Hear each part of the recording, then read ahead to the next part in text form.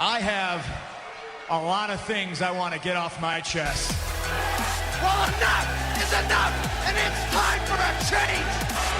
Finally, The Rock has come back. I hate this idea that you're the best. And if you're not down with that, we got 2 words for ya! I'm the best in the world. I fight at WrestleMania for the very, very small percentage of people that walk this planet and say I am proud to be, I'm sorry, a professional wrestler. Oops, I'm breaking the fourth wall. It's Podcast of the Immortals with your hosts, Matt Bush and Jimmy Bellamy.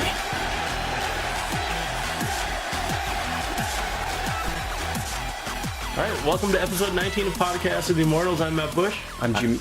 Oh, no, that's right. We have somebody who I suppose he's a very special guest, so he should get billing over me. Very special. Who are you? I'm Chris Chaffee. Chris Chaffee. Long-time listener. First-time podcaster. Yes. And a dear friend to both of us and the show. I'm Jimmy Bellamy, your other co-host, and we also have Mo here, the pug. He looks like he is ready to podcast. He's rubbing his skull against Chris's knee. Yep. Now he's rubbing it against the couch. He's going deep. Riveting. Yeah. There you go. This is a very special episode of Podcast of the Immortals. We just got done watching the Payback pay-per-view. It just finished about 5 minutes ago. We're having a rapid reaction. We're getting it out on Sunday for the first time ever. So very, very special episode. So what do you guys think of the pay-per-view? Let us know. I need to know what you guys thought of...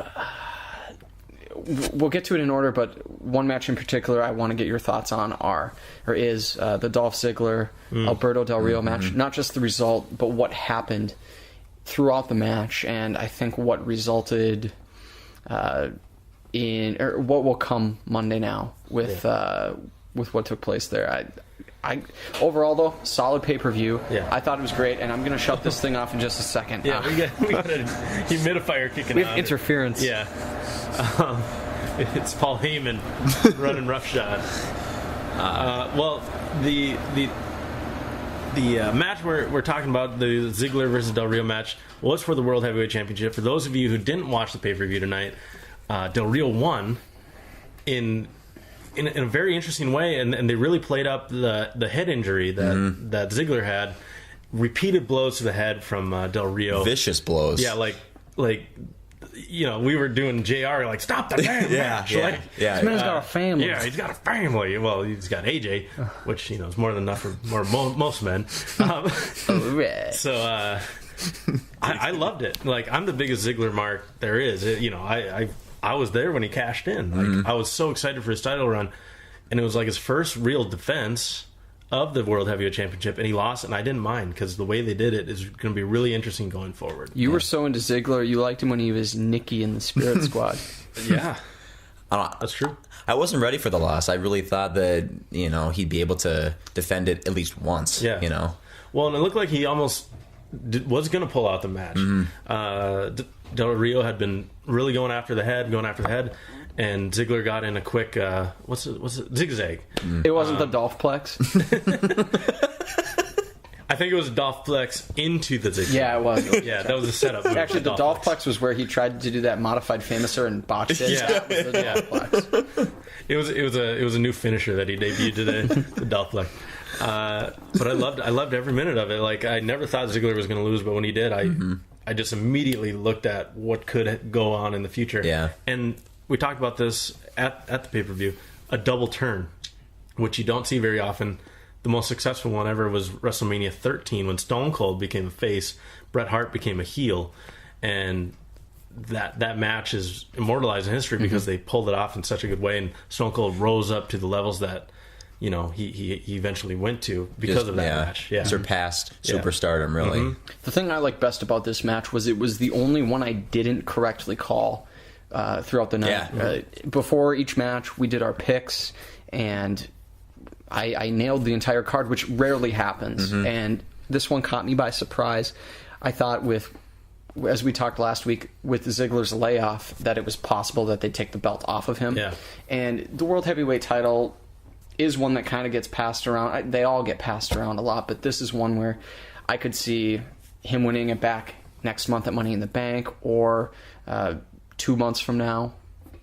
This sets up, I think, a great program in the long term, because what this belt didn't have and what this storyline didn't have was a reason to care. They had Swagger in it for so long. They had the 3 guys, and then it never materialized because of Ziggler's injury. Now we have a reason to care about both people involved, and Del Rio in particular. He's one of the guys between Del Rio, Miz, Sheamus. They're all guys who played good guys who are far better as bad guys. So I'm happy to see Del Rio back as a bad guy. Yeah. I wasn't really buying him as a face at all. You know, he didn't really do anything that kind of justified him being a face. You know, like I don't really see where he even turned. You know, anyways. I think, was it like that SmackDown when he won the belt? I think he ran in a few times and helped the face. And, didn't Miz have a Miz TV segment before a pay-per-view, and they ended up teaming to take on somebody? I don't know. I'm so terrible. I mean, it was so around. Terrible. It was around December. Who fought at what matches? But I never bought him as a face, and you could tell they were really trying to shove him down people's throats with him coming out in the red, white, and green of Mexico with Ricardo Rodriguez wearing the bow tie with the Mexican colors, coming out with the bucket with the Mexico flag on. Yeah. They were really pushing him as this champion of the people, when really the arrogant aristocrat is the best gimmick for him, and that's what he needs to be. I mean, you'd think it'd work, but no one cared when he was a heel either. Yeah. So I'm a little worried about that. Yeah. But what I do love about this is that it set up so many moving parts.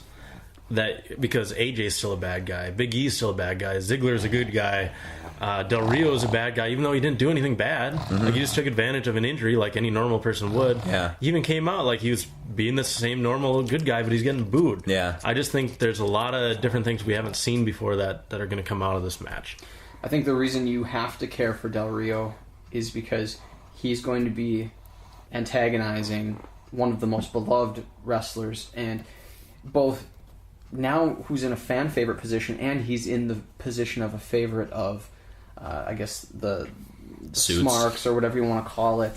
He's Dolph Ziggler's one of the darlings of the internet community, and of, I guess, the people I think of as, deep down true fans of wrestling, not just the weekend warriors. Yeah. There were a lot of, I mean, at the end of the match when Ziggler is laying there, and I almost felt for him. I'm like, I was poor like guy. legitimately concerned. Yeah. I know. I'm like, oh man, he looks so sad. I don't understand why in this day and age, when there's concerns about head injuries. Yeah. And, sorry, Mosey, I'm gonna have to move you. I liked having you on my lap, but business calls. I liked having. What was my point? Mo just screwed me up. What did I just say? Oh, shoot. Oh, okay. Now, with as much emphasis as there is in sports on head injuries, assuming and believing that Ziggler has suffered some head trauma within the past month plus, being out for as long as he was, seeing that kick to the head he took from Jack Swagger on SmackDown a couple months ago. Yeah. I believe it. Yeah, he was hurt. Why they would even go as far as they did tonight to add it into the storyline? He took several shots to the head, and I know, especially on replay, a couple of them looked like they probably hit him in the shoulder blade. Yeah. But still, I mean, a couple of those did make contact. Yeah, some serious shots. The one that won the match was, I mean, that one was true and solid, and I don't feel good about that. Yeah. There's one before too where he lined up, like he was punting, football or whatever, and he just smacked him square right in the cheek, and that's. And then there was another one where when he was standing on the outside with his back to the ropes, and he was arguing, I think, with the ref or with Rodriguez or somebody, Del Rio dove out, and Del Rio kind of dove out, and you could tell that Ziggler had no idea when he was going to come. He knew he was going to be there, but he struck him in the head, and that's the stuff that bothers me. Yeah, because I want to see Ziggler fight for years, and at this pace, he might be going out Edge style. Yeah, no kidding. Yeah, I thought they went a little bit overboard with the repeated headshots. And Del Rio was the last guy Edge faced too. That's true. Yeah, 27. Coincidentally.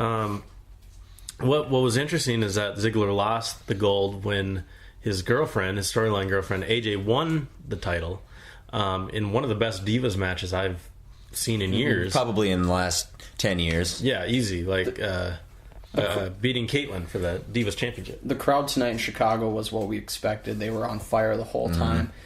I mean, nowhere near Monday After Mania, and you can't expect anybody to reach those heights.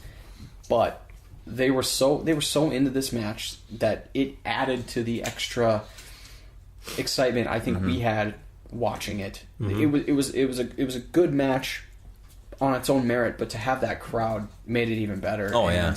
I think with this storyline, you're going to see, like you said, they have a lot of choices, a lot of directions they could go. But right away, I think maybe AJ drops Dolph because even though she is big with the fans, she's still a heel and she's good at it. Yeah. And that'd be one way to give her some heel heat, even from some of those hardcore fans, is by her dropping Dolph because he's not a champ. And maybe Langston. Maybe he gets the IC title somehow. Maybe he gets the US title somehow. And then they can just drop Ziggler, and then Ziggler could feud with. I'm looking forward. I'm looking forward to it. We had this is a night where CM Punk returned and fought a great match, and we're talking about this Ziggler match, and that's what I'm looking forward to on Monday is Ziggler and everything around his crew. What I was most excited about this Divas match is that AJ didn't have to play possum or get lucky or have interference to win. She legit beat Kaitlyn in a wrestling match, and they gave her time. Oh yeah, and it it looked convincing, And there was that really cool moment where I thought it was over. Kaitlyn had speared AJ, and I'm like, "Oh, there it is." Kaitlyn was like, I don't know what she was doing. She was like seducing AJ. Yeah. It looked like she was blowing like a Black Widow kiss to her. Like Mortal Kombat. Yeah, just trying to suck the soul out of her. Exactly. And AJ took advantage of it to get her into the Black Widow again, and finally get Kaitlyn to tap, and that was really, really cool. I just love the whole match, and usually those are potty breaks, and go wet seats. Exactly. Yeah. It was a good finish that Kaitlyn had her beat and was showboating, something that Ziggler and his crew do. Yeah. It cost her the match because AJ kicked out of that pin attempt, and then it was over. I could see them making AJ a face and Kaitlyn turning heel with this because she kind of had that meltdown after and was inconsolable. Yeah, a lot of the other face divas were trying to help her, and Kaitlyn was crying. Yeah. And makeup everywhere. Yeah. A terrific pay-per-view, and coming up is one of my favorite pay-per-views, Money in the Bank in July. So to have a non-major pay-per-view go this well, going into, I think, the best non-major pay-per-view, if not the best pay-per-view. I would put it... They've got some momentum. I think it's probably my third favorite pay-per-view on the card now. I mean, WrestleMania... Money in the Bank. Royal Rumble and WrestleMania, always. And then Money in the Bank for me is number 3. Because you get those ladder matches. They've had big matches as well, like the CM Punk and Cena match a couple yeof years ago. I think they're trying to build it up to a big time. Yeah, kind of like a major. Right? Yeah. Because they've got kind of like the 4 majors. Like Mania, SummerSlam, Survivor Series is probably be. The 5th major. Yeah. And it's like the PGA. Yeah, and it's provided the springboard for a lot of careers now. You have Ziggler, Daniel Bryan, CM Punk to a degree. Two-timer. And it's nice to see those guys sustain that success over the next year. We know about the success of cashing in the Money in the Bank briefcase. I'm excited to see who it's going to be next. Will it be Cody Rhodes? Will it be Damian Sandow? Will it be Cesaro? RVD? Or RVD. Yeah. And I mean, RVD would be in a different category because he has done it all. But that's the other thing. RVD coming back at Money in the Bank. Yeah. Yep. And it was announced in a weird way. I mean, they tend to want to make it a big surprise moment. Have him come out, have his music hit, crowd goes popping. But they just had a video package, and we were like, "Whoa, what is this? Are they coming out with a DVD?" And at the end, it's like, "He's back! Check him out next month." Yeah. And we're like, "Whoa!" The cool thing about that is, if anybody followed RVD and his exit from TNA in recent months, he had been saying on some podcasts and in some wrestling related interviews that he was a free agent and that he would look at all options and that WWE was not off the table that he, like you always hear in wrestling, never say never. Yeah. So when they showed that package, I thought, okay, there's a chance he'll come back, but this has to be an RVD DVD because why wouldn't DVD? Why wouldn't they have blah, him blah blah blah blah? like why wouldn't they have him do a run in or make a live appearance? But this I thought was kind of a nice little extra bonus. Mm-hmm. Yeah, I'm really excited. I mean, I wasn't really watching a lot of wrestling when RVD had his run in WWE, especially around 2006 when he won the title. So I'm really excited to see what he can do, especially at a pay-per-view that really highlights kind of his skill, especially if he's in that ladder match for the Money in the Bank. I think that would be really awesome. Yeah, because I thought he was coming back as Heyman's new Heyman guy, you know? I had no idea that it was going to be Curtis Axel. I thought he was going to come back as the Underfaker, you know? just totally a big F you to the crowd. As a druid. Yeah.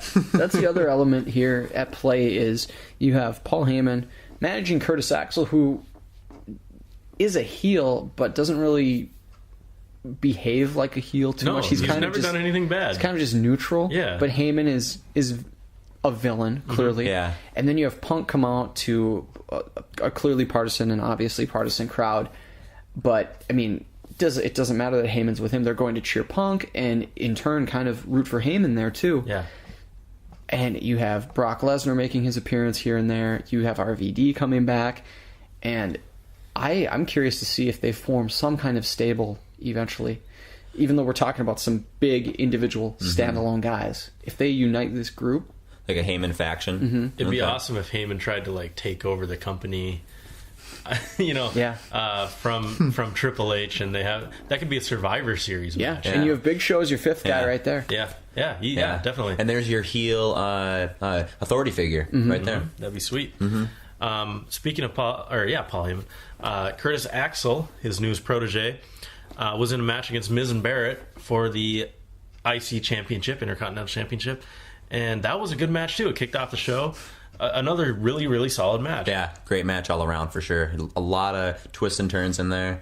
A lot of near falls that were barely saved, you know? I want to see the IC title get some prominence instead of being one that gets kind of passed around here and there. But a terrific match. I worry about Wade Barrett being lost in the shuffle. He has been for a while. They'll throw... I think that was his third IC title reign. He's had the US title. He had his WWE title shots, I think, 2.5 years ago against Cena. But he's a guy, whether it was, injuring himself, going into WrestleMania or WrestleMania 28. Yep, and then being the favorite for Money in the Bank prior to that injury, and never quite getting back to that level. You have Miz, who has never been able to repeat or meet up with the things he was able to do 2.5 years ago as WWE champion. I think this will be a good move for Axel. If you were to align him in a group with Heyman's guys, that would I'm thinking just like a young Randy Orton, immediately bringing him to prominence. But whether he's the title holder or not, I think that Miz and Barrett as well do have a place in the upper mid-card area, and hopefully they'll be the guys that they can look to in the future along with the Shield group. But I was satisfied with this match. I love triple threat matches, and the ending was it was cool. Another I guess unique wrinkle in the triple threat format. Yeah, huge surprise because I don't know, you wouldn't think that they'd be giving Axel that belt that fast, I mean, what he's been on for maybe a month. Yeah. Not even. And as you pointed out, Matt, Fandango was slated to be in this match. Yeah, he was, and I really think Fandango would have probably won that match. They've been pushing him to the moon. I don't really see the appeal of him. Like, I was in the crowd that began the Fandangoing, and I still don't really care about Fandango, honestly. And they waterboarded that completely. Oh, yeah. I mean... for a subtle euphemism there. But the finish was really cool. Miz had Barrett in the figure 4 lock, and it looked like Barrett was going to tap. He had him in there for a while. And as he's got the figure 4 in, Axel comes in and pins Barrett while he's still in the hold. 1, 2, 3 matches over. We have a new Intercontinental Champion. I haven't seen something like that. I can't remember a finish like that. I've seen the double pin, double submission, pin submission deal where someone ends up getting the win and another doesn't. I don't remember seeing it happen like this. So kudos to WWE for taking a match that really, if you looked at the entire card, was one of the low-level matches. It was entertaining. It was in a good place on the card. Yeah. And the crowd really got in. Yeah. Yeah, crowd loved it. Which is great because, it got the crowd hot, got them excited for the rest of the pay-per-view, and they did their job really well. I was really impressed with it. Speaking of match placement quickly, and I won't get too far ahead, I was a little surprised to see that tag match be the second to last match. Yeah, especially with CM Punk coming back. Yeah. And being in Chicago, and to put him on third to last or second to last? Third to last. Third to last, and but that just shows how much they trust Daniel Bryan in the Shield. Yeah. I was just going to say, that's probably because Bryan is literally so hot right now, He's so hot. Oh, my God. Burning up. It's like Zoolander. Yeah, oh, yeah. He's so hot right now. Hansel's just so hot right now. But yeah, that was an incredible match again. I mean, it started off a little slow, but it really... the tag match? Or? The tag match, okay. Yeah. The Shield versus RK-No, or Team RK-No, whatever you want to call them. It started kind of slow. The Shield was working over Orton, and Orton couldn't get the tag, and they finally got the hot tag to Daniel Bryan, and then it went flying around everywhere. Yeah, like he's known to do. Jim Ross said he was quicker than a hiccup. Yeah, I don't like... He kind of reminds me of like a multi-ball. Like a pinball. He's everywhere. Or he's like Mario getting a star. And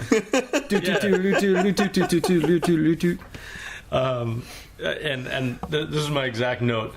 The crowd went into a frenzy is the word I chose. Yeah, it was pandemonium. Yeah. It was appropriate to say frenzy. Yes. Bryan going crazy with like his multi-ball.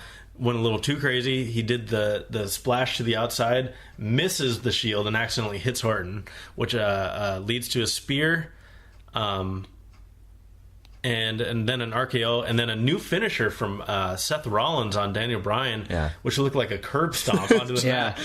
And all of us were like, "Whoa!" Yeah, that was vicious. Yeah, we had to watch that a few times.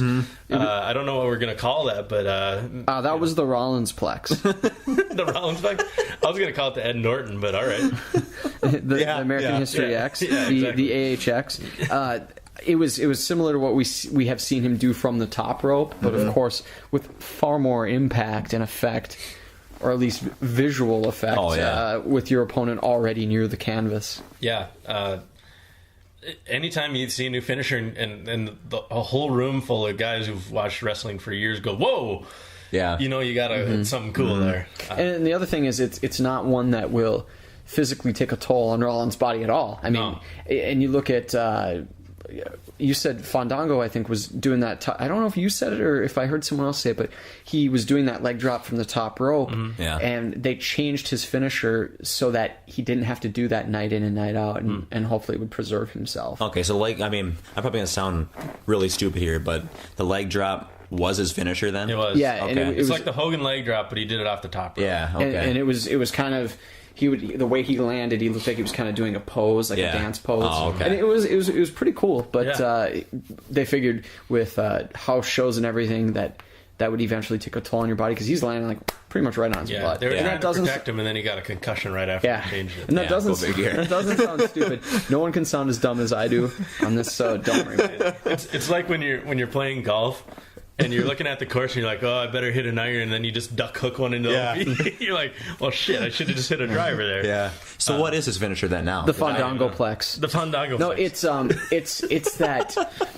It's a modified armbar. It's similar. I could be just making this. It's similar to Dean Ambrose's finisher, isn't it? Where he kind of like you're standing and he kind of like drops some. I think. I can't remember. It'd be better if it was like the Hogan leg drop because I haven't seen the guy wrestle in a couple weeks, so I can't remember quite what it is. But it's something like it's kind of like a DDT-ish move. Okay, yeah, something like that. Yeah, because I haven't seen it at all, and I don't know because I don't have cable, so I watch on Hulu Plus. Yeah, and. They cut out a lot of the stuff, that you guys would talk about. Yeah. Whatever. So I'm not sure if they just, cut out his matches completely, and I just haven't seen it. And that's one thing I don't understand, but they have cut out. I've heard from on Hulu Plus that people who get Raw or get it for Raw, that a lot of it's cut and condensed, which Weird. doesn't seem like you would need to do that, especially if you're paying. I got another link for you. I'll send it to you. I mean, we would love to have Hulu Plus as a sponsor, so we won't give up. Hulu Plus is good in my book, says Matt Bush. And he's giving the thumbs up. Yeah, which no one can see. What I thought was really weird about this tag match, though, is that Daniel Bryan took the pin. He did the job, which seemed a little odd for me. I thought Orton would, and maybe it was going to lead to an Orton heel turn. Yeah. We did see quite a few turns tonight, so maybe they were saving that for later. But the way Daniel Bryan's been running hot on SmackDown, he actually was part of the team that defeated the Shield as a three-man team for the first time ever. Daniel Bryan got the pin there, so to see him take the pin on the pay-per-view was a little odd to me. Yeah, I wonder if they're going to work that weak link thing in with him and Orton then. Because they didn't show anything with them in the back, did they? No. Afterwards? No, and I don't think there was a single, other than Kaitlyn being consoled, I don't think there was a single backstage segment. Yeah. They went up to the, I guess the in-game crew of Josh Matthews, Big Show, R-Truth, and Cody Rhodes. Josh Matthews kind of turned heel tonight. Saying that the Cubs, most likely the Cubs will never win the World Series. Yeah, he's like, well, unlike the Shield, the Cubs will never win. Yeah, all right, Peter Gammons, calm down. I'm like, well, that seems a little uncalled for there. Yeah. I was just waiting for Mel Kiper to show up for some reason, just because there's a panel there and I wanted Mel Kiper's hair and just like the Wolverine cut, that hard shell. He looks like he grabbed the wig of an Elvis impersonator. Yeah. Like he's got the bike helmet hair, on those time trials. Oh, it's just it's like Mr. Flaherty. Oh, exactly. Mel Kiper. Right now, Mel Kiper's listening, and there's a tear falling down his eye. Just one tear, though. I gave you guys a positive 5-star review too. He's one of the 6. Thank you, Mel. We appreciate that. Yeah. So I'm really curious to see where Daniel Bryan goes because from what I've heard, they're going to push him to the main event. If not next month, then the months after at SummerSlam, possibly in a match against John Cena. So that could be. I don't know. I don't know if this is laying the groundwork for the split, so he goes alone.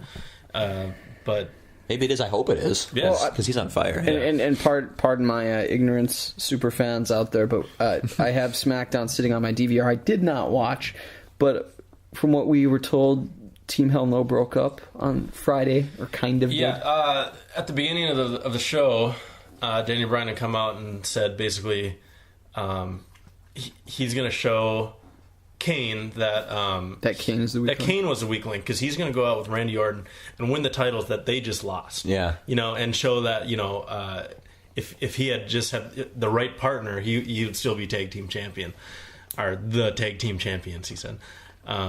So basically, he said he doesn't need Kane anymore. He's going with Orton.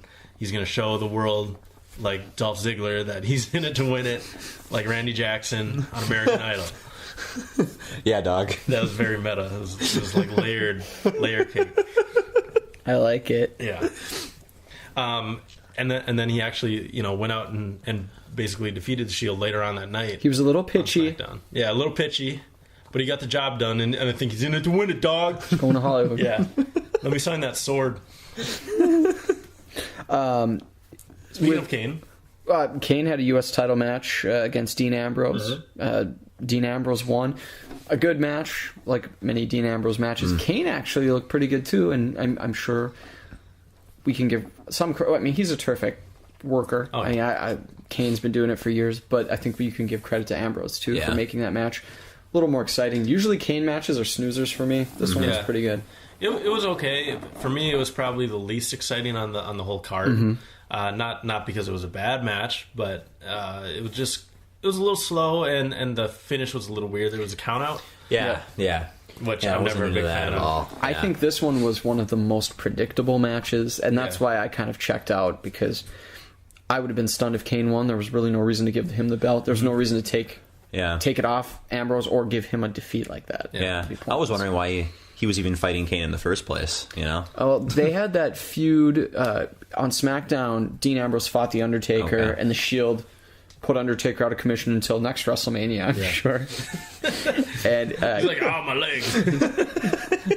I'll be back. I'll lay in this casket for a while. I will not rest in peace until next WrestleMania. I will rest for a while, and I will have a piece of cake. And then it'll come until next March. until there's another paycheck. I'm gonna go hang out with Michelle McCool. So I think it was from that, and then also the Team Hell No feud with the Shield. Kane was the odd man out after Vicky Guerrero signed that match with RK No. I'm not gonna call them that. I'm sorry. It's Team Arcano. Hashtag Team Arcano. Yeah. One word. Yes, one word. And it's Arcano like Mortal Kombat. Kano. Yeah, Like Kano from Mortal Kombat. exactly. And then they're gonna have a 3-man tag with Kane in there, and it's gonna be Arcane No. Arcane no. Arcane No. Volcane no. Is there anyone named Val? Val Venus. Val Venus? Volcano? Hello, ladies. No, they're gonna have a guy who's like, Kevin Nash is coming back. He played basketball at the University of Tennessee. They were the Vols, so they could be Volcano. Well, He'll come back as a over the hill college basketball player from Tennessee. Why is every team name become like E Entertainment News, where they're like, J-Lo, and they give all these nicknames. Yeah, and for like married couples or it's like Team, Team Edward and Team whatever. What was that douchebag, the wolf guy? Jacob. Wolverine. Jacob, Team Jacob, and you see it now on Twitter a lot, and you'd see people like hashtag in the seeds. you see like hashtag Team Heat, and I'm like, it's kind of redundant because the team is the Heat. Yes, exactly. And I hate those people. And I want you all, if you're listening and you're like hashtag team something, do me a favor right now. Punch yourself. And then throw your phone on the ground as hard as you can. Thank you. I mean, look at the old tag teams. They used to have like the Legion of Doom. Yeah.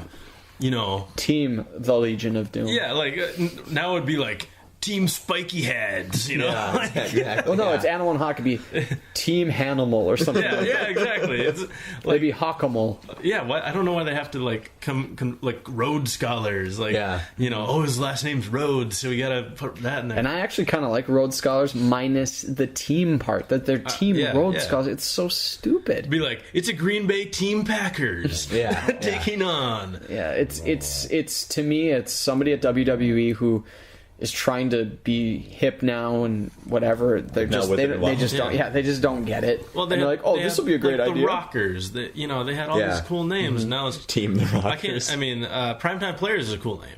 I like that. Yeah, because it's not like I can't remember that. Like the Young Stars, because Darren Young. Yeah.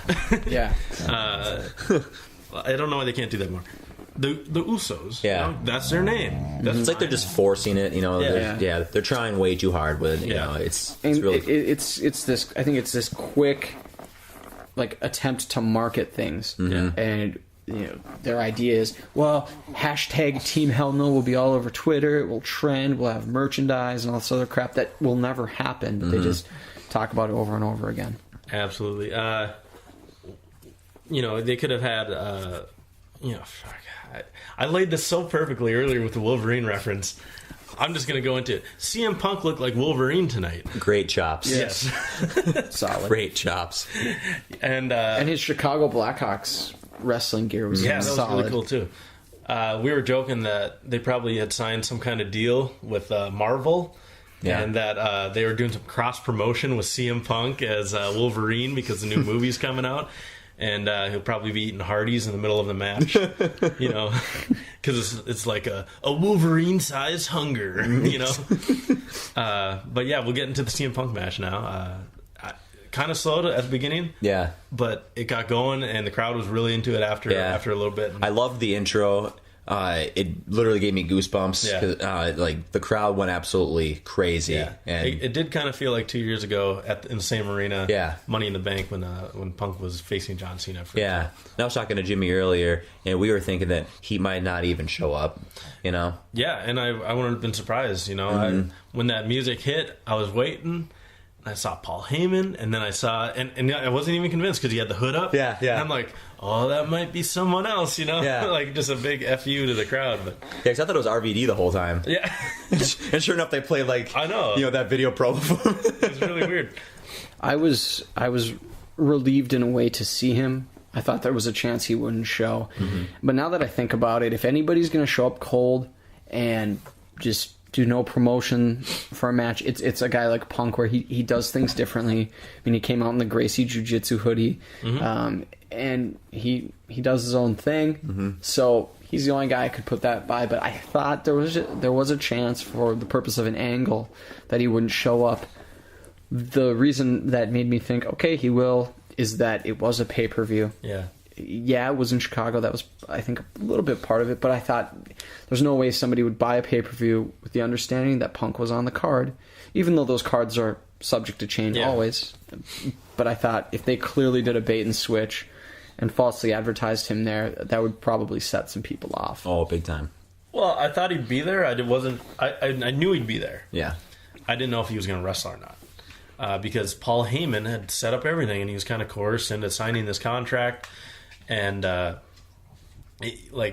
could see Punk going like, nah, I didn't sign that contract. You don't speak for me. Yeah. You're not you're fired, Yeah. I could have seen that go that way, because it's been rumored Brock Lesnar versus CM Punk at SummerSlam. I thought that'd be a way to start that feud. And then maybe have Brock Lesnar come down and take on Y2J instead.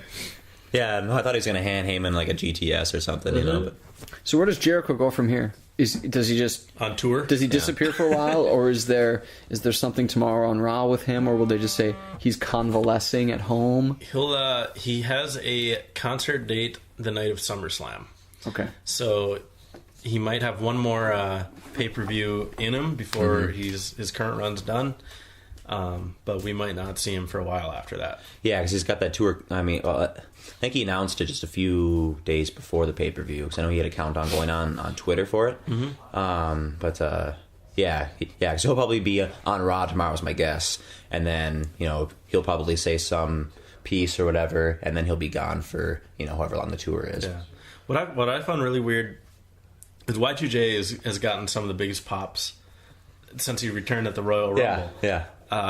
And tonight in Chicago, they were booing him. Yeah, they were giving him hell. Yeah, no matter what he did, and it's very, very rare to see a crowd that against Jericho, because people love Jericho. Yeah. But during the match, we saw Punk kick out of 2 code breakers. Jericho got out of the Anaconda Vice and the GTS. Punk got out of the Walls of Jericho, and then reversed that into 2 GTSs in a row, which is cool. After a knee to the face, Punk had yelled, "Vintage Punk" to the crowd. That was so good. And that actually started to trend on Twitter, the Vintage Punk, which I thought was great. And he also yelled out Blackhawks in 7. Which just really cool. I love when he does stuff like that. I couldn't tell, like you said, the match kind of got off to a slow start. I couldn't tell if it was intentionally plotting or if it was a little bit of rust. Yeah.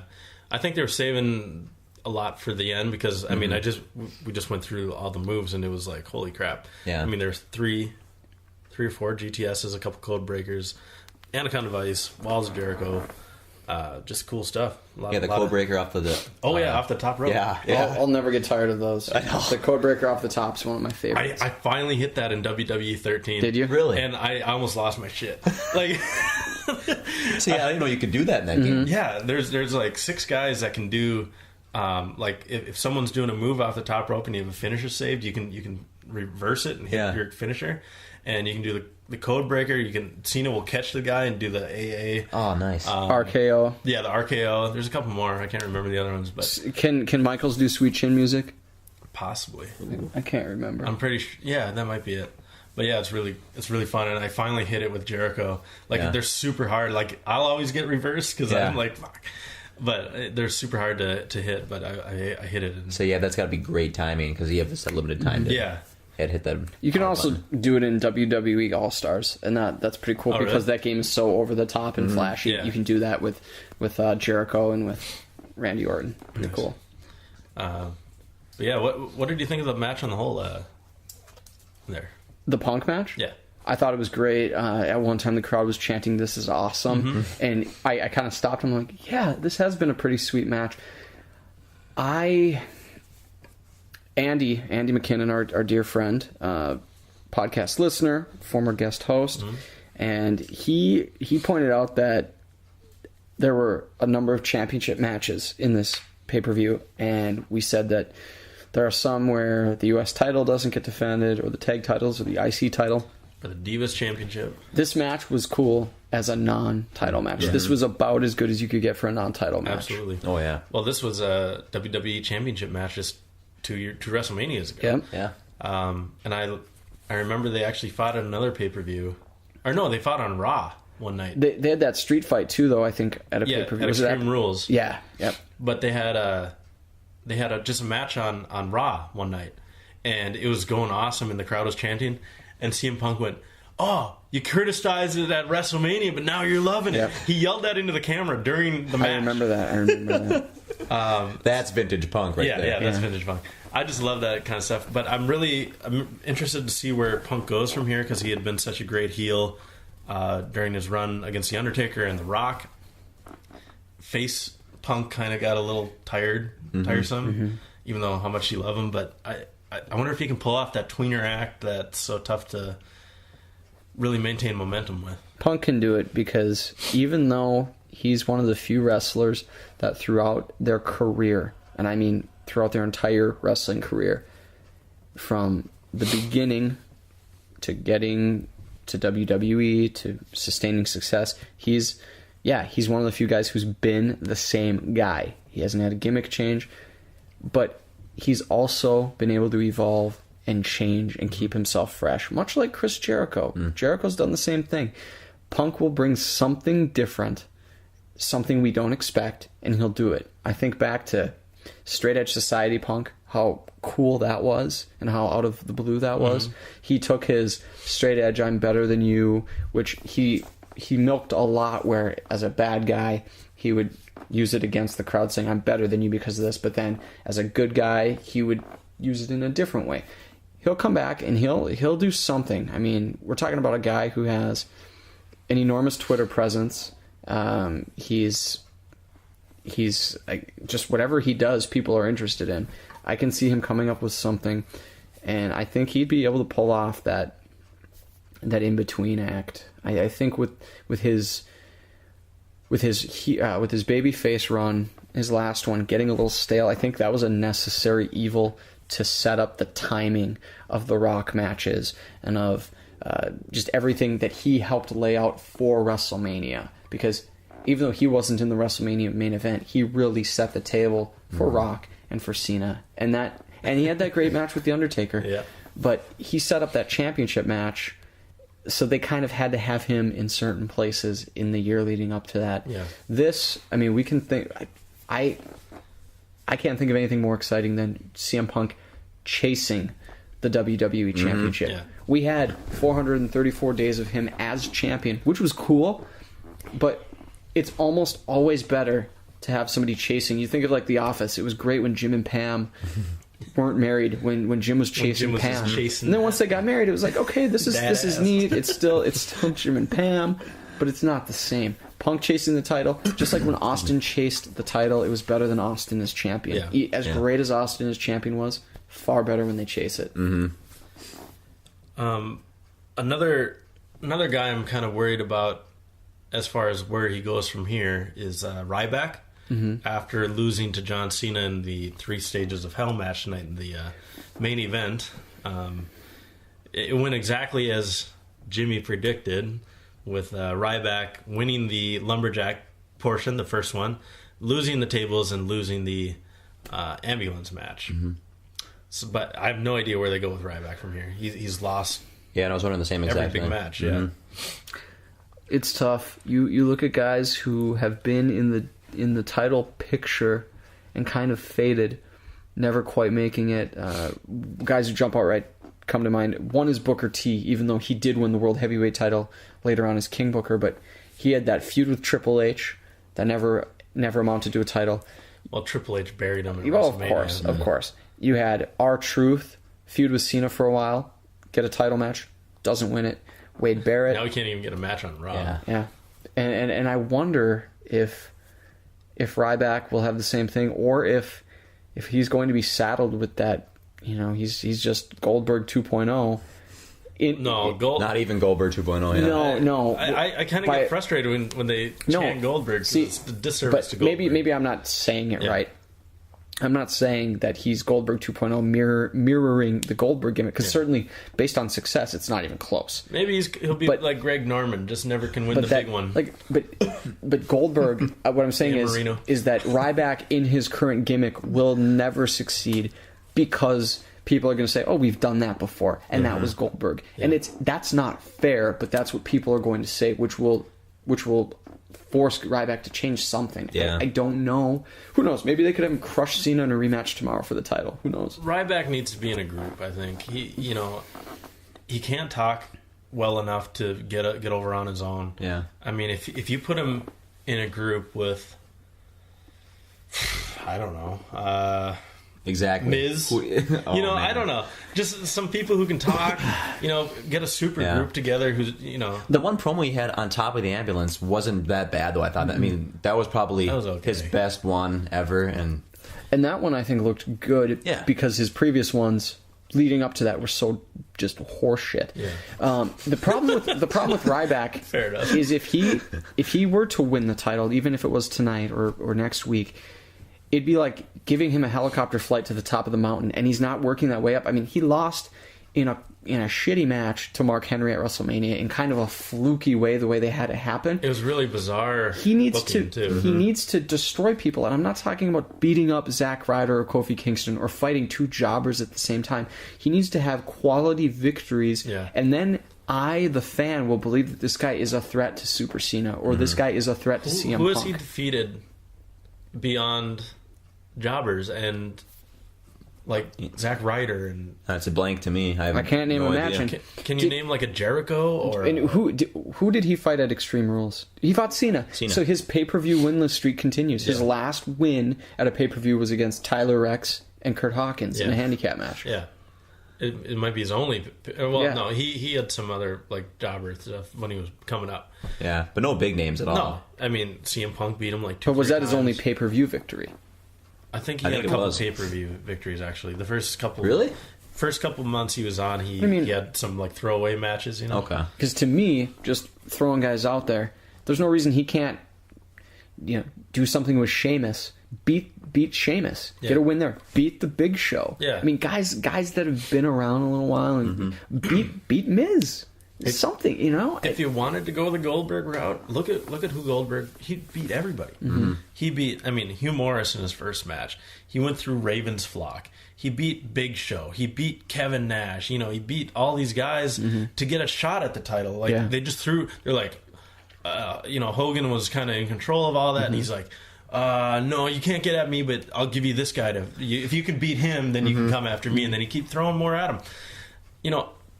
And Goldberg would beat him in 2 minutes. Like it was, like you're like, oh my god, this guy is coming. He's coming for the title. There's no one who's going to stop him, and no one did. Yeah. And with Ryback, they were so stuck because they knew that they had The Rock coming back, and they wanted to see CM Punk in The Rock. They had to figure out a way to keep Ryback strong, but have him lose multiple times, and that's really difficult. And that's really hurt him big time, I think. Big time. And we're talking about a guy who's never won a title. I think, and I could be wrong. I think Goldberg won the U.S. title. He did before against Raven. The WCW title. Yeah. Put the IC title on Ryback. Yeah. And have him wear it in his pursuit of the championship. That would give the IC title some much needed screen time and credibility. I mean, it'd be giving Ryback credibility at the same time, and he'd be elevating that title, and he'd have some legitimacy to his title contention. Ultimate Warrior. He had the IC belt, and it was the same kind of deal. He just, he was this unstoppable force. He beat, I believe, the Honky Tonk Man. Yep, who was the longest 18 longest months. reigning champion ever. Yeah, to this day. And he beat him in a few minutes, and they're like, oh my god, this is the next guy, And he went after Hogan at WrestleMania 6, ended up winning. You had the dual titles. Why don't we ever have dual titles anymore? You don't even see like a tag team champion and an IC champion at the same time. Well, and he dropped the IC title right away. They had a tournament, which was won by Mr. Perfect, which is funny, full circle. Yep. Mr. Perfect's son wins the title tonight, Curtis Axel, becoming the first father-son duo to have on the title. Father's Day. Yeah. If that too. And we've had 2 sets of brothers win. We've had Bret and Owen Hart as IC title holders. We've had Goldust and Cody Rhodes. And now if one of the Usos ever becomes IC champion, they would share it with their father, Rikishi, who's a former Intercontinental champion. You get some great analysis here at Podcast of the Immortals. I have a kind of interesting story. I was working the other day, and there's a salesperson named John. And we were talking about wrestling because I tend to do that at work. And he's like, oh, yeah, I used to drive limos and hearses, actually. And he's like, and there was this one guy, and he was trying to figure out who it was. And we were talking, and it turns out that it was Mr. Perfect's dad, Axel. Larry the Axe Hennig. Larry the Axe Hennig. He actually drove the hearse carrying Larry to the funeral. But Larry Hennig, I think Larry Hennig's still alive. It was either... Or was he carrying Kurt Angle? Yeah. Or Kurt Hennig. Kurt Hennig is dead, but Larry Hennig is alive. It might have been Mr. Perfect's grandpa or something like that. But he was in the hearse with like the family, or he drove past the family. He said because he was actually like they were behind and he had to like get from one place to another before them. So he was like passing them on the freeway. He was saying. I thought Burt Reynolds was in those limos. Burt Reynolds in every limo. Larry Hennig is 76 years old and he is alive. He's still alive. So it must have been maybe his dad. Or maybe Kurt Hennig. Maybe. If it was 2003. Yeah. Was it 2002? Definitely Kurt Hennig for sure. It feels like it might have been a while ago, but... Well, it was 10 years ago. Is that in Champlin, Minnesota? Possibly. Home of... Curtis Axel. And see him at Pizza Ranch sometimes. And myself, Chris Chaffee. It's just a small world. And another coworker, his grandpa was a manager during the 80s, and he met like all the Hennigs. He met Hogan. He met Ric Flair. Like he met all these people because his dad was involved. And I feel kind of dumb when I'm talking to him because he's listing off all these like really old timers who I'm like, oh yeah, HBK was great too, wasn't he? You know, and then he's bringing up like the adorable Adrian Adonis. And Vern Gagne. yeah, exactly. And like Abdullah the Butcher, and I'm like, well, I know these names, but I don't really know their work. But yeah, he's like super knowledgeable about that. But anytime you get into the 90s, he doesn't know anything. Yeah, so. And it's funny being kind of on the border of both of those. I mean, I love 80s wrestling because that's when I started watching, and it really was kind of at that time of like the rock and roll wrestling with Hogan and everybody. Cyndi Lauper. And you know, I remember Adrian Adonis and some of those other guys that came before, just from watching them in person, and also not in person, but watching them on TV or knowing about them and knowing about the years just before I started getting into it too. And there were a lot of colorful characters. Yeah, well, it was really cool to see CM Punk get that comeback tonight in front of his hometown, and it kind of reminded me of other returns in WWE history that have had big pops and really important. And I actually made a list. Normally we do a top 10 list here at about this time. I'm just going to list them off, and you guys can kind of maybe reminisce about about the times. The Rock coming back after a 10-year absence. In February of 2011, he had been left, of course, for Hollywood, but he was announced as the guest host of WrestleMania 27, and it seemed like no one knew that he was going to be there, and the crowd went insane. One of my personal favorites. Actually got me back into wrestling. That was sweet, and I love it. It's hard to pull off now because of the internet. And I say now, like we just got this internet thing now, but I mean for the past couple of years, for the past 15 years, but that World Wide Webs. You know, when I get surprised at a comeback or a return, it's a great feeling. And often during pay-per-view seasons, pay-per-view seasons, I should say during Royal Rumble season, I ignore some of the internet stuff because I want to be surprised at who comes back. Royal Rumble often now has become the place where a guy will make a one-time appearance or make a return from a long absence. And of course we saw that this year with one of them that you'll mention, and I love being surprised. And some of the comebacks and returns, one that was scheduled, well, I'll mention it when you get to it on the list, but one that was hyped for a few weeks before it happened was one that I thought was big, and I'll mention that when you get to it. My second one on the list was another recent one, and this is weird because everyone knew about it, but people were still like jazzed about it. It was the night after WrestleMania 28. It was in Miami, the hottest crowd, one of the hottest crowds ever.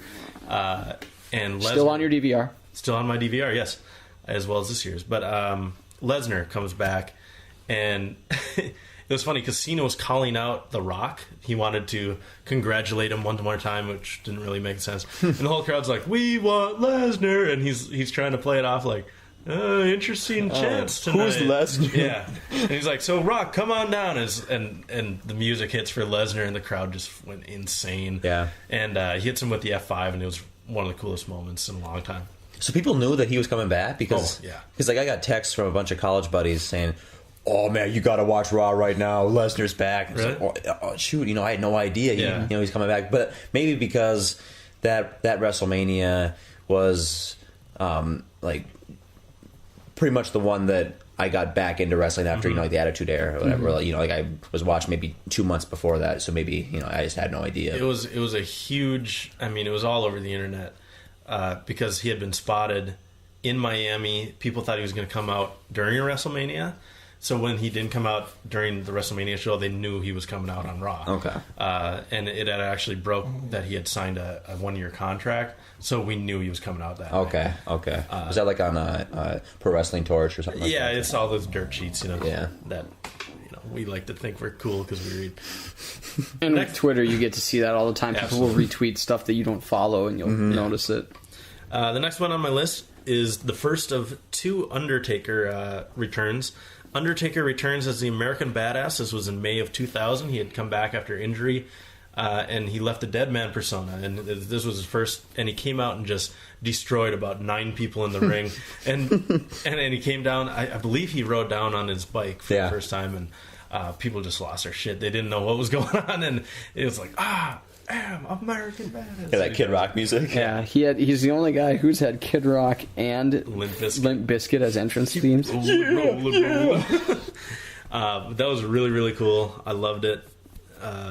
It still holds up. I mean, you can watch and be like, yeah, this is a new time in wrestling, Next one on my list is Triple H.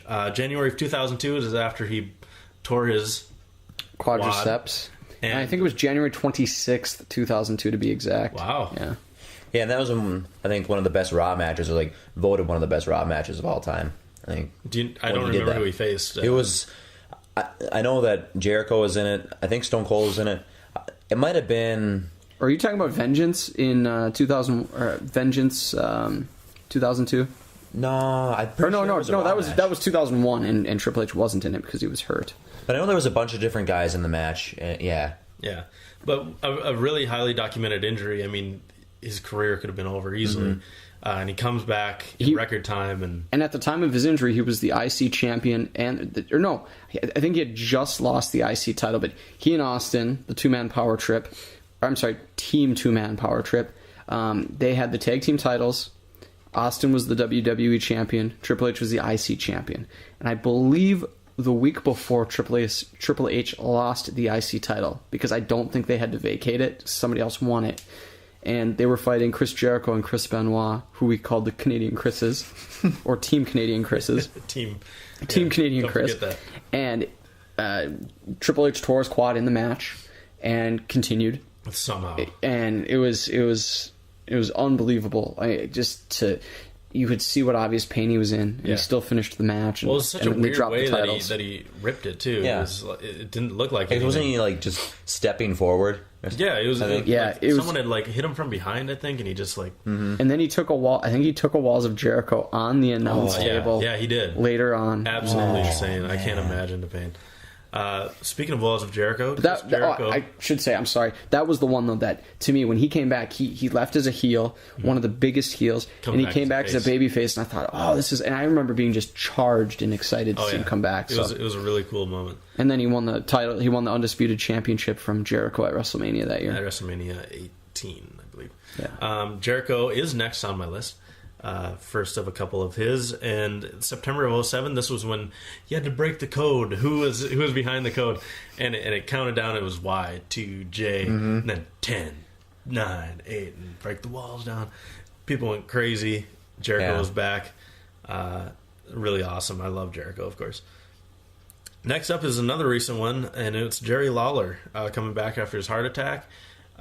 Good old King. Yeah, he wasn't out for super long, but I mean, people were really, really happy to see him back. That was a scary moment. Oh, yeah, that was one of the. I mean, talk about injuries. Triple H might have been January 28th, since the 26th was on a Saturday. I just went all the way back. Good old Apple calendar. That's all. That takes a lot. Yep. My next one on the list is Bret Hart coming back after a 13-year absence to basically challenged Vince McMahon to a match at WrestleMania 26. It was a terrible match that they had. The crowd went absolutely insane when Bret Hart came back. No one ever thought he was coming back. Yeah.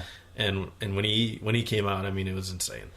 And that one was not a surprise either. No, but it was just great to see him. Yeah.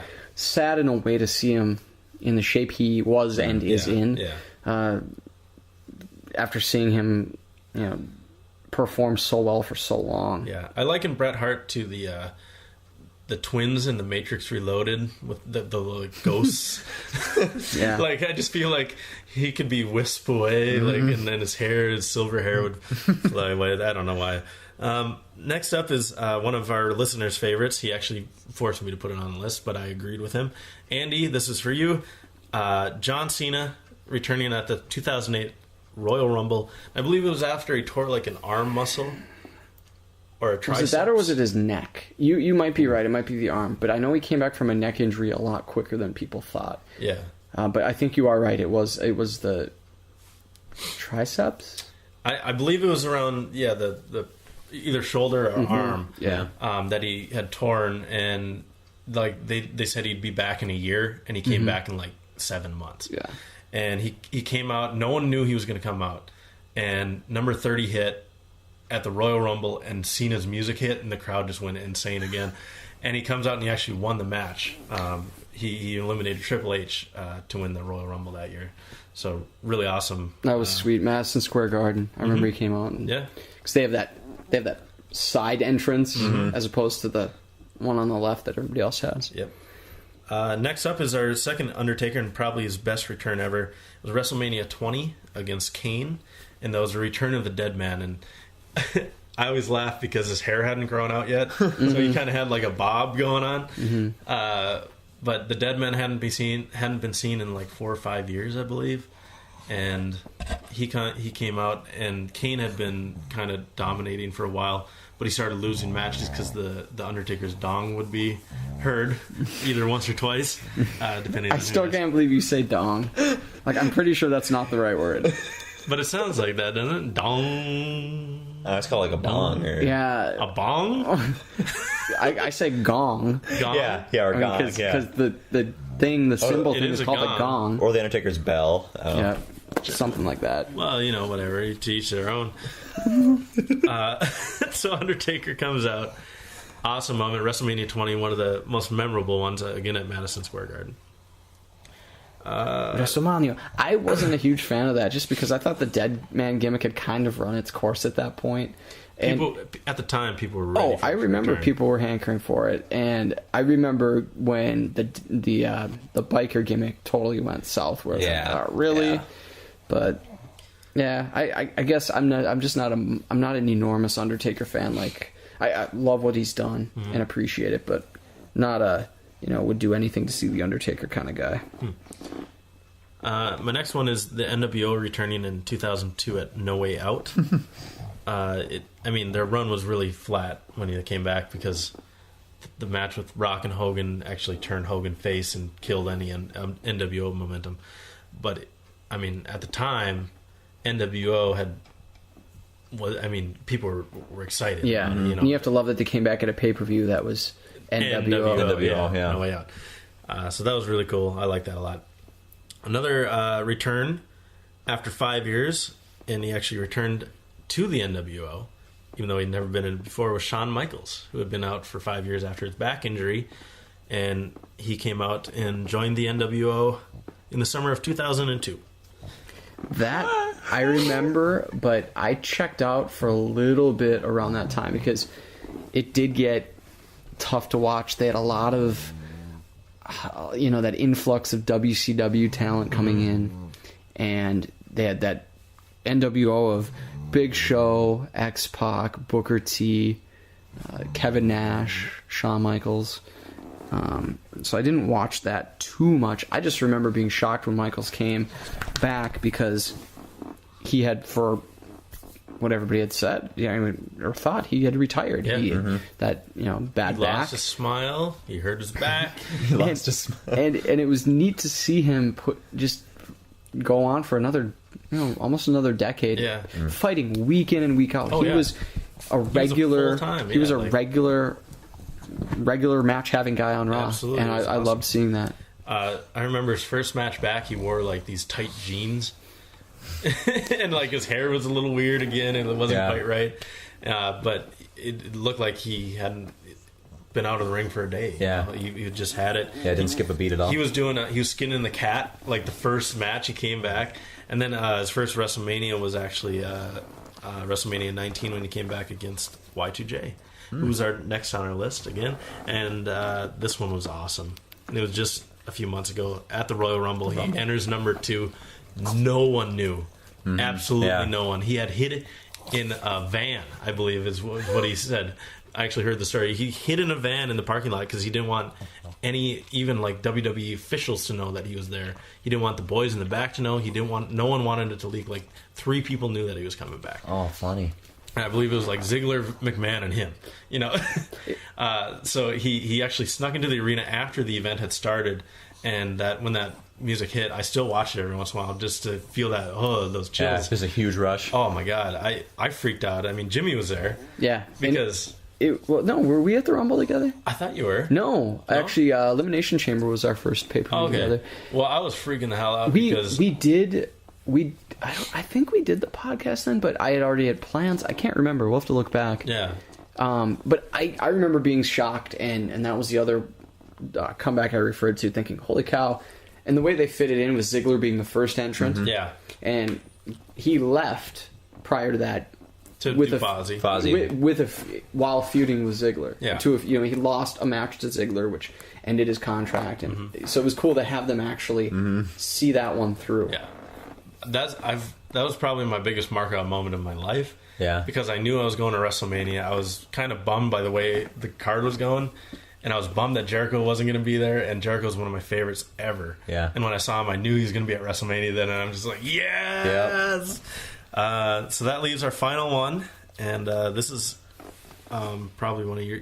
I know probably Jimmy's one of his favorites. Stone Cold Steve Austin returns in summer... Or I believe it was summer of 2000. After his injury, and he had been out for a while. Was that at Backlash, or what pay-per-view was that? It might have been Backlash. Or was it SummerSlam? I think it was Backlash, actually. Okay. I remember, was Shane McMahon in the ring? I believe Vince was. Okay, because I remember... Triple H. He came back to that Disturbed music. Yeah. Oh, gosh, yeah. I think that was when he stunned Shane the first time. He gave a stunner, and Shane spit the beer up, the very first time that it was done well like that. And I remember he came back, he just looked jacked. Yeah. He was about as thick as he's ever been, muscle-wise, and... okay, Undertaker Don. And he had come back from that neck injury, got another 2.5 years of play out of it, and then kind of, called it a career, but... Anytime Austin was on, it was a blast. And that was a great moment. I remember I was at your house, Chaffee, when that happened. It was very cool. Awesome. Yeah, and I remember one, I'm not sure how long he was out, but I saw this clip on YouTube not too long ago where it was when all the WCW guys and ECW guys were beating up the WWF guys, and they were panning to the think it was like the parking lot outside, and this big truck pulls up. And JR's like, oh my God, there's that truck. Who's in that truck? And he comes out with like a pool cue.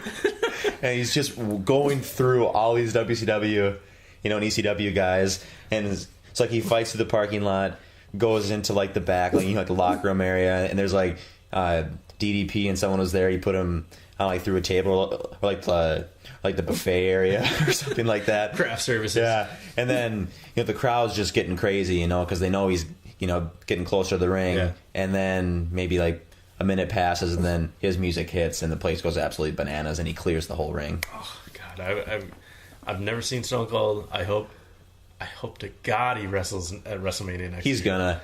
I hope maybe so. not this year, but he's definitely gonna do one more. I don't know how he can. I don't think he will. Oh. I don't think he will. Man, that's just a hater. disservice to... No, I'm not a hater. I just don't think he will. I would love for him to, but at the same time, we've seen some other guys come back, and it's just not pretty. Yeah, I think based on his style, I think he could pull it off. Stunner, Luthez press, mudhole stomp, whatever, punches. I just don't think he will. I remember at his retirement, his Hall of Fame induction, they started chanting one more match, and I can't. I mean, there's no way. I'm done, and... Yeah. I just think his neck is too brittle. Yeah. That he could take. I would love to see it. I just don't think it'll happen. And he has no reason to. It just seems weird to me that they laid all these seeds with CM Punk. Mm-hmm. Like, I mean, like they're kind really of taunting Stone Cold a little bit, teasing right? it for years now that this match might happen. It seems odd that they would do all that and just to leave it up in the air. It could be it could be a just in case though. Yeah. In the event, I don't think he will though. Mm-hmm. That's not to say they aren't angling for it. I just don't think it'll happen. What I'd love to see is a guy from that era. I want to see Kurt Angle come back to WWE. Mm-hmm. Yeah. And I feel like he has lost a lot of time in TNA. Yeah. I mean, he's done great things there, but if a tree falls and no one's around, doesn't make a sound. Exactly. No one cares. And he's a guy that should be in WWE. There was rumors too, I think, before Mania, he changed like his avatar picture on Twitter to when he was in the WWE, and so people were thinking, he's going to come back. He's back, my God. It's Angle slams everywhere. Yeah. So bitch. Or that Olympic slam. When it was called that before. Now it's just the Angle plex. Steve Angle. Just crushing milk. Now it's just the Kurt plex. Kurt plex, yeah. So that's our show for today. We won't be having a Raw recap this week. Jimmy's going to be gone. We really had to work around to get this special episode up for you, so we hope you enjoyed it. Be sure to follow us at Immortals PCast, at 97Bush, at Jimmy Bellamy, and at CChafee84. At CChafee84. Be sure to rate us and subscribe on iTunes. We're kicking butt on there. We love it. Thank you guys. All right, that's it. And one thing before we check out, I want to just thank you guys. We've received some emails, some tweets from people, and we really appreciate it. It means a lot to us that you guys listen and seem to like it, and we hope to be able to continue to have you guys be entertained by our shenanigans. Yeah. I personally love the show. I listen to it every week, usually like when I'm running, and it's an honor to be to be on the show with you guys. It's awesome. Oh. We're glad to have you, Chris. We're glad you're here. Hopefully it's not the last. All right. Peace, guys. Bye. See ya.